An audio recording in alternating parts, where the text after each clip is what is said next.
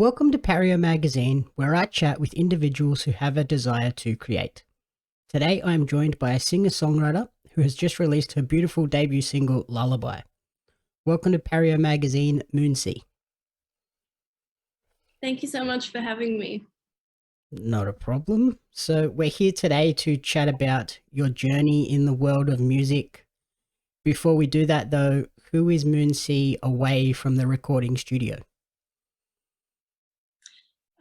Well, as you can probably see by my scrubs, I work in a hospital as a junior doctor. So I've just stepped in the door to do this interview. And yeah, that's my day job. That takes up a big chunk of my time away from the studio.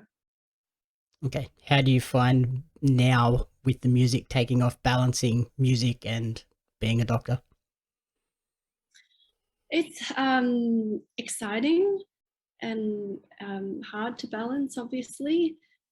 Doing this, releasing music professionally really made me realize just how much work goes into it and just made me respect everyone who does it that much more. So yeah, I'm definitely still learning and still trying to navigate things, but it's also nice to have two separate things that you can divide your brain across so that you're not just focusing on one thing, which I feel like can be draining. Yep, definitely. So in terms of music, how did you initially discover this passion? Um, I think I had maybe a bit of a unusual journey with music. So I started off very much classical, played the piano, cello, and violin. My parents are from China, so they didn't really listen to any like popular Western music. So it was more just the Chinese artists that they liked that we had in the car. And sort of very slowly, I got introduced to contemporary pop music and pop rock. Growing up, I really loved the Proclaimers, the Scottish duo, and I really loved Paramore, Taylor Swift, obviously. And yeah, just started writing songs because it was fun and never stopped. Would you say that those groups that you became a fan of were the earliest musical inspirations for yourself? Yeah, definitely, especially Taylor. How have you found that process of blending the classical background with the pop elements? It's felt pretty seamless to me. I guess that's all I really know. So, for example, with this song, working with Xavier, he also comes from a classical background. He plays the double bass. He went to university for it. So we were able to sort of talk about music in that sort of way, which was nice. So I felt like a really effortless communication that I had with him. And of course, the song Lullaby has a lot of symphonic influences as well. We used a lot of um, strings and brass and woodwind. And yeah, I just think it's fun to combine elements of both worlds. Do you sort of take control and do parts of the music as well as the singing and the songwriting, or do you bring in different musicians to help along the way? For this song, it was just me and Xavier producing. So basically, I sent him a demo that I made on Logic, and we listened to it together, and he made some suggestions. And what we came up with was pretty similar to the demo, with a bit of Xavier's. He's got an excellent flair and an ear for interesting sounds and instruments, and yeah, I feel like he really elevated it. And all of the strings that you hear are actually from the BBC Symphony plugin. There's no live strings or brass or woodwind, which would have been amazing, but a little bit out of budget at this point. Maybe one day down the line, you'll get the BBC orchestra performing with you. So obviously you're releasing music and performing under the name Moonsea. How did you come to settle on that name? So it's inspired by my Chinese name, which is Hai Ming. Hai is ocean, and Ming is bright, but mostly we use it when talking about moonlight. So I just put those together. Okay, perfect. Nice, beautiful, easy name to come across. Yeah. And like we mentioned, you've just released the debut single Lullaby. What was the inspiration behind that song?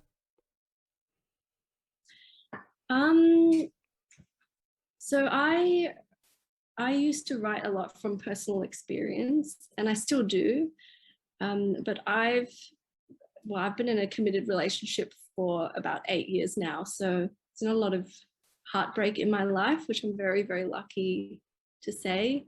But I also sort of I feel like out of heartbreak can be born some very beautiful and affecting music. So I often try to put myself in that space from things I read or things I think about, or think about previous relationships that I've had or haven't had, and draw inspiration from that. So for this particular song, I was thinking about a situation where maybe something didn't work out, and you're thinking about what things could have been in an alternate reality, and also feeling a little bit of guilt and regret.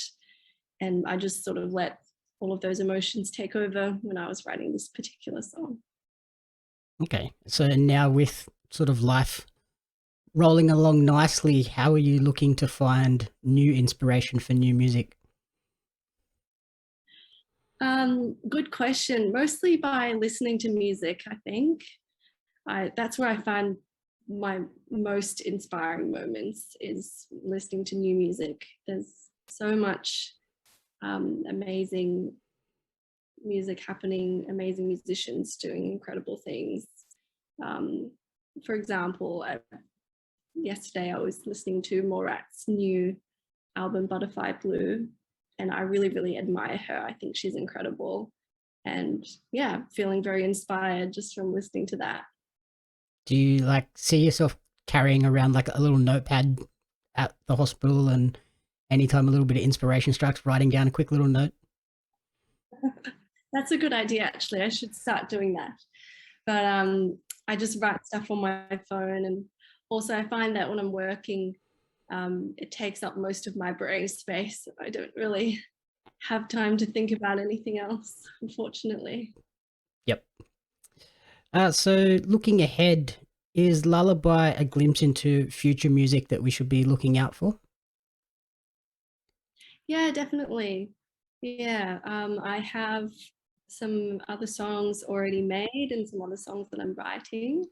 I think I'm still exploring my sound, so you might hear some very different things. You might hear some similar elements, but yeah, I'm excited for what's to come.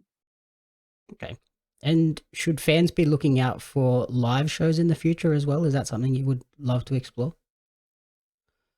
Yeah, definitely. Obviously, I don't have a whole heap of time to do lots of shows, but um, I am looking to do a couple of gigs. I play at the Peacock in Northcote every month or so. So yeah, the best way for them to keep in touch regarding shows would be just to follow me on social media, and I'll post on there if I have any gigs coming up. Okay.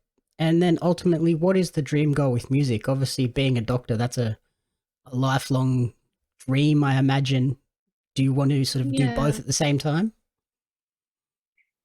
Yeah, I do. And I don't know um, if that's possible. I think it is. You know, Gordy, Sophie Payton, is both a doctor and a musician, and she's one of my mentors and my idols. I think my dream would be to work part-time as a doctor and part-time do music.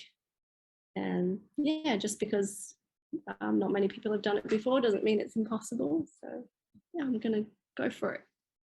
Okay. And then finally, you mentioned social media. Where is the best place for people to personally track you and follow this creative journey moving forward? Yeah, so I probably post the most on Instagram. I'm at Moonsea Music, no dots, no spaces. And I also have Facebook and TikTok and Twitter, most things, same username. Okay, perfect. Nice and easy. thank you so much for taking the time to chat with me, and good luck with the releases. Thank you so much, Jamie. It's been fun.